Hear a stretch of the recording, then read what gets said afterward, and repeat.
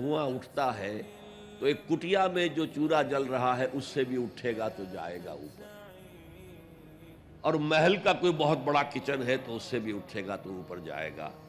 لہذا یہ غریب اور امیر کا فرق نہیں ہے، ہر شخص اس نیکی میں سے حصہ لے سکتا ہے۔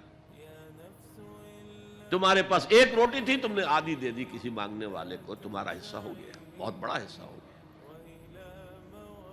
اور کسی بڑے امیر آدمی نے 150 جو ہے مسکین کو کھانا کھلا دیا، وہ اس کے قریب بھی نہیں آ سکے گا اجر و ثواب کے اعتبار سے اس شخص کے کہ جس کے پاس ایک ہی روٹی تھی اور اس نے آدھی دے دی۔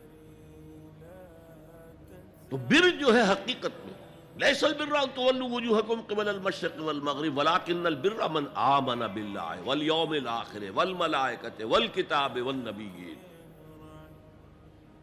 میں بھی ایک زمانے میں اس پر کچھ متردد سا ہوتا تھا، کچھ سوچتا تھا، یہ نیکی کا تعلق تو ہم عمل سے سمجھتے ہیں، یہاں ایمان کی بحث کی کیا ضرورت ہے؟ ایمان تو ایک باطنی حقیقت ہے، نیکی جو ہے وہ ایک ظاہری خارجی حقیقت ہے۔ لیکن پھر سمجھ میں آیا کہ اصل نیکی وہ نیت ہے جس کے ساتھ وہ کام کیا جا رہا ہے۔ اگر خیرات بانٹی جا رہی ہے، جھگیوں میں جا کر میلے کچیلے بچوں کو گود میں لے کر اپنی سفید اشکروں کو بھی خراب کیا جا رہا ہے، اور معلوم ہے کہ یہ اس لیے کر رہا ہے کہ آئندہ الیکشن میں کھڑا ہونا ہے، تو کوئی ہے جو کہے گا کہ یہ نیکی ہو رہی ہے؟ کام تو بظاہر بڑی نیکی کا کام ہے۔ نیکی کے لیے شرط اول اللہ پر ایمان ہے، اس کی موٹیویشن لو آف گاڈ، اس کے سوا اگر کوئی اور موٹیو ہے، اگر دنیا میں شہرت چاہیے، اگر اس نیکی کے ذریعے سے بھی مال کمانے کا معاملہ ہے، دھندا ہے، نیکی کے پردے میں دھندا ہو رہا ہے، وہ نیکی نہیں ہے، چاہے ظاہری اعتبار سے وہ بہت بڑی نیکی ہو۔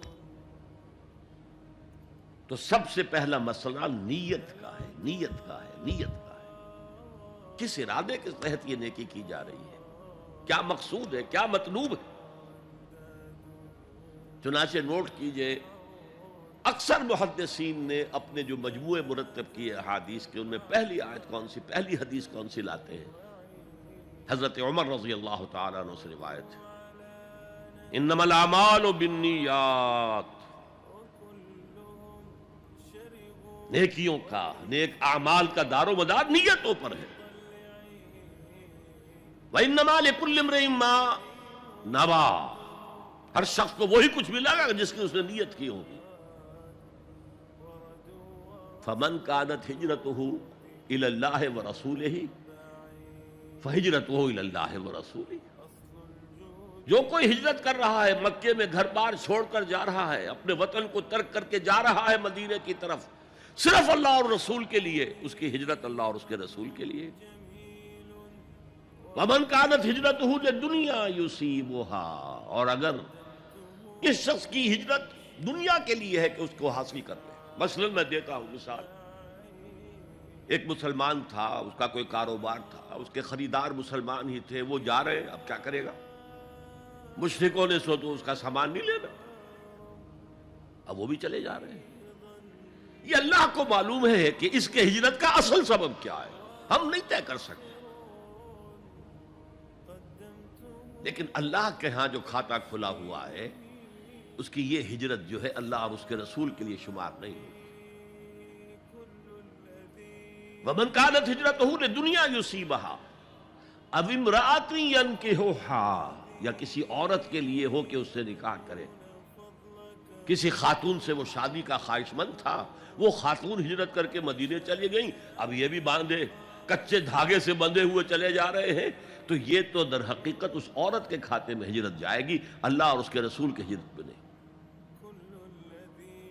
تو اصل شے یہ ہے، نیکی کا وہ کام جس کا ظاہر بھی نیکی کا ہو اور باطن بھی ہو، کہ موٹیویشن صرف اللہ کی رضا ہو، اللہ کی محبت اور اللہ کی رضا کا حصول،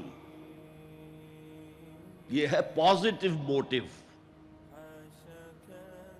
ایک نیگیٹو سائیڈ بھی ہے۔ سب لوگ ذہنی اعتبار سے اتنے بلند نہیں ہوتے کہ اللہ کی محبت وہی اصل محرک بن جائے۔ یہی وجہ ہے کہ حضور نے اس کو صلی اللہ علیہ وسلم کمال ایمان سے تعبیر کیا ہے، من احب للہ وابغض للہ وعطا للہ ومنع للہ فقد استکمل الایمان۔ جس نے کسی سے محبت کی تو اللہ کے لیے کی، کسی سے نفرت اور بغض رکھا تو اللہ کے لیے رکھا کہ اللہ کو اس سے نفرت کرنا پسند ہے، اور کسی کو کچھ دیا تو اللہ کو خوش کرنے کے لیے دیا، اور کسی سے کچھ چیز روکی تو صرف اس لیے کہ اللہ کو اس کا روکنا پسند ہے، تو اس شخص نے اپنے ایمان کی تکمیل کر لی۔ اگر اس کا موٹیو خالص ہو گیا ہے اللہ کی محبت اور اللہ کی رضا کا حصول، تو اصل میں نیکی ہے، ورنہ چاہے بظاہر کتنی ہی بڑی نیکی نظر آئے وہ نیکی نہیں۔ دین کی بات پھیلانا صدقہ جاریہ ہے، ثواب کی نیت سے ویڈیو کو شیئر ضرور کیجیے۔ جزاک اللہ۔